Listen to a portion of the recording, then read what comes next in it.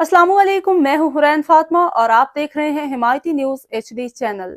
नजर डालते हैं आज की अहम खबरों पर। मस्तोंग में भारतीय स्पॉन्सर्ड दहशतगर्दों के सिक्योरिटी फोर्सेस की गाड़ी पे IED हमले में मेजर मोहम्मद रिजवान ताहिर समेत 3 फौजी जवान शहीद हो गए। ISPR के मुताबिक शहदा में नायक इब्ने अमीन और लांस नायक मोहम्मद यूनुस भी शामिल हैं। 31 साल के मेजर मोहम्मद रिजवान ताहिर शहीद का ताल्लुक नारोवाल से था।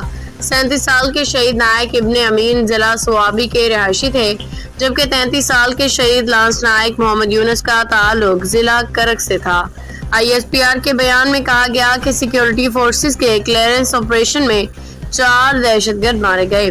बयान में मजीद कहा गया कि मेजर रिजवान शहीद एक दिलेर ऑफिसर थे जिन्होंने दहशतगर्दी के खिलाफ मुतअद्दिद ऑपरेशंस में हिस्सा लिया। उन्होंने हमेशा फ्रंट लाइन से अपने जवानों की क़ियादत की। ISPR के मुताबिक इलाके में दहशतगर्दों के मुकम्मल बेखैनी के लिए क्लियरेंस ऑपरेशन जारी रहेगा। सिक्योरिटी फोर्सेज भारतीय सरपरस्ती में होने वाली दहशतगर्दी के मुकम्मल खात्मा के लिए पुरअज़्म है। बहादुर जवानों की कुर्बानियां हमारे इस अज़्म को मज़ीद तक़वियत बख्शती हैं।